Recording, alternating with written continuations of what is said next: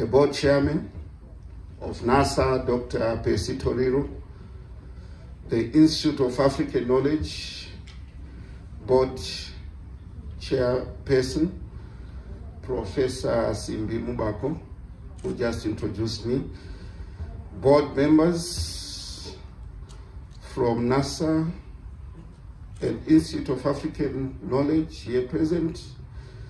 In fact, I should have recognized the Minister for Provincial and Devolution Affairs for Harare Metropolitan Province first. And here very ably represented by the Permanent Secretary for the province, Comrade Muguti. NASA General Manager, Mr. Arthur Johnson Manasseh, CEO of the Institute of African Knowledge, Ambassador Kwame Tim Zavanzi, whom I also have a very long relationship with. He was studying in Poland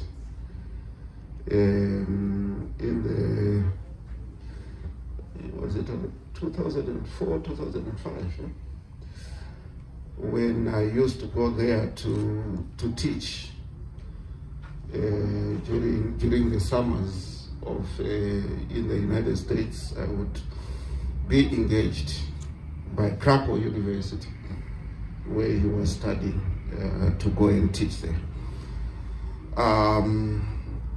Executives from NASA and INSTA, comrades and friends, ladies and gentlemen, we are gathered here today as a follow-up to the historic and significant collaboration agreement between the Institute of African Knowledge, INSTAC, and the National Social Security Authority, NASA, signed on the 21st of December 2021 in the presence of His Excellency the President, Dr. Emerson Dambudzo Mnangagwa.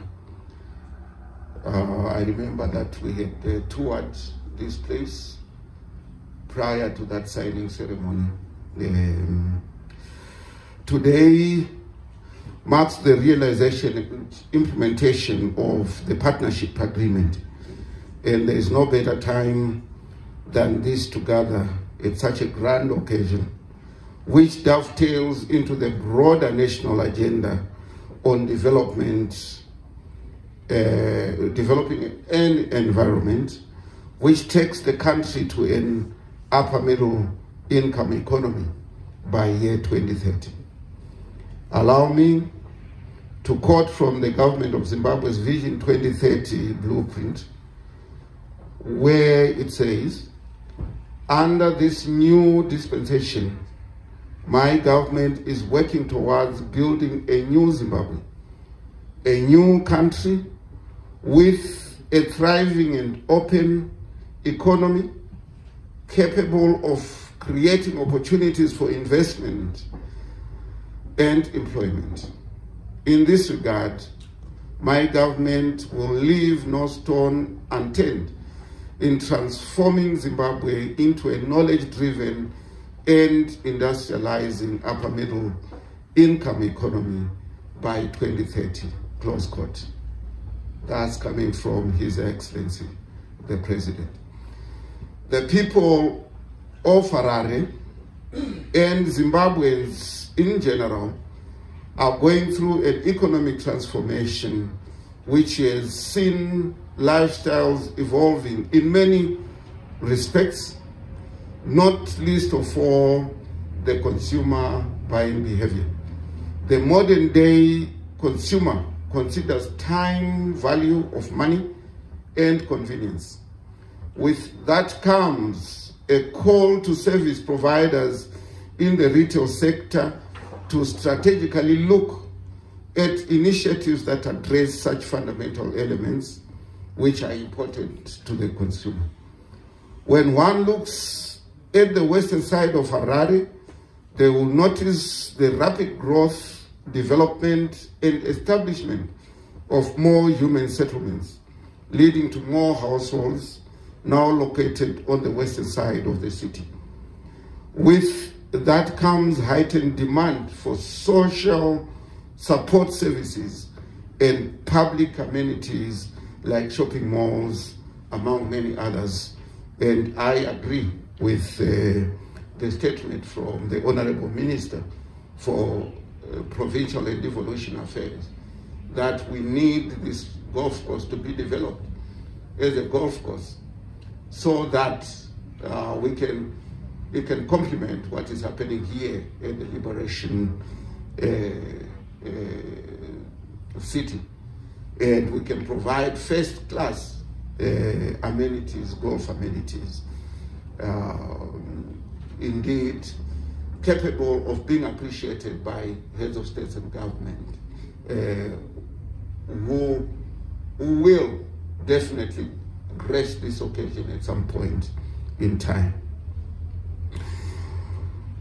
The establishment of the Liberation Mall comes with many benefits founded on its location in the historic and continental Liberation City. The long-term plans for the Liberation City include establishing a 5-star hotel, a service station, upmarket presidential villas, and a recreation theme park. The Liberation Mall, therefore, becomes one of the lead projects to be rolled out at the Liberation City. The siting of the Liberation Mall falls fittingly into the broader vision of establishing a city within a city, which is a global trend in many developed countries. Gone are the days when shoppers would all converge in the CBD just for shopping. We would like to help deliver convenience to shoppers by bringing shopping to the people as opposed to bringing shoppers to the shops.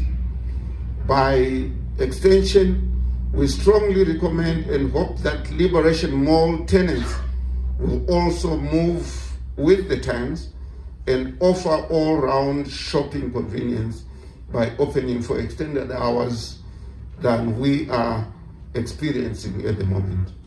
The Liberation Shopping Mall will benefit NASA pensioners, the contributors, and their families in many ways, including by preserving and multiplying their savings, as well as providing a shopping experience in a safe and congenial environment. My interaction with the NASA board has assured me that adequate due diligence has been done in order to make sure that this is a project that will deliver returns that will benefit the pensioners. All these will add to the quality of life for surrounding communities as well as visitors to the mall. In other territories, shopping goes on 24 hours, and in the process that decongests both human and vehicular traffic, because shopping can now be done at leisure without everyone rushing to beat closing times.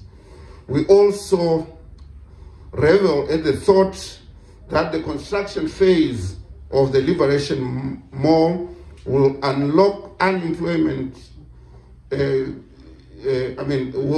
unlock employment creation opportunities for our youths and artisans in various aspects of the construction and maintenance phases. Further to that, it is projected that local building material suppliers and relevant industry value chain players will also pick up some spoils as the construction of the mall continues. As a ministry, we are excited about this project concept and its development. As such, we encourage the project administrators who are instack to ensure speedy completion of the Liberation Mall construction phase.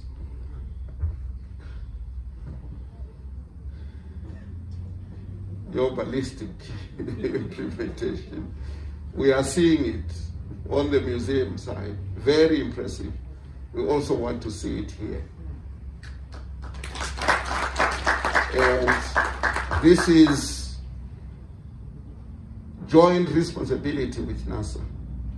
And we also want NASA to ensure that the implementation will be as fast as possible. I know they are going to bring a project manager to be part of the implementation phase, but it also means they have to be ready with the releases of resources at appropriate times and as timely as possible so that ballistics can be achieved. We further draw inspiration from the Harare landscape transformative nature of the project. This was a wasteland, sold off but wasteland, basically an eyesore. But there is now going to be transformation of this. World-class facilities and improving therefore the ambience of our city. It's very big contribution towards making it a world-class city. They had said 2025. So you need to be done by 2025 in the implementation of the museum as well as the mall. Residents should also draw pride and raise excitement at the prospects of their neighborhood being enhanced in terms of modern urban landscaping and value addition in the area. This, of course, comes along with convenience to their doorstep. May I call upon the city of Harare to urgently consider the road infrastructure around the Liberation Mall in particular.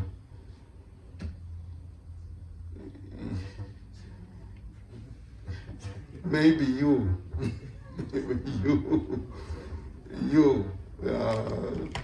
because the construction and maintenance of most of these roads has become the responsibility of central government.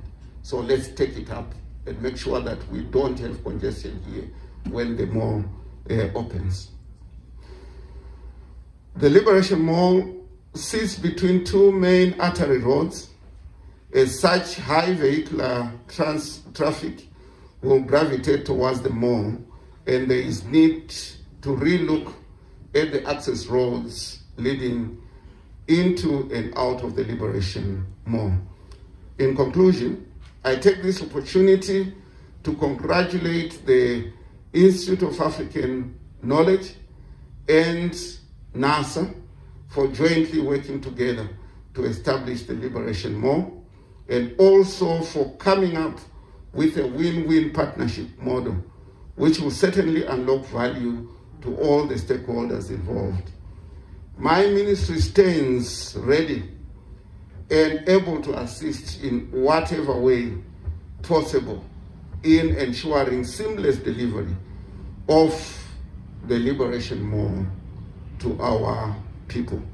We wish you all the best as you collaborate in establishing this mall. It is therefore my singular honor to hereafter symbolically break the ground, marking the beginning of construction of the Liberation Mall, located here at the Liberation City in Harare, Zimbabwe. I thank you.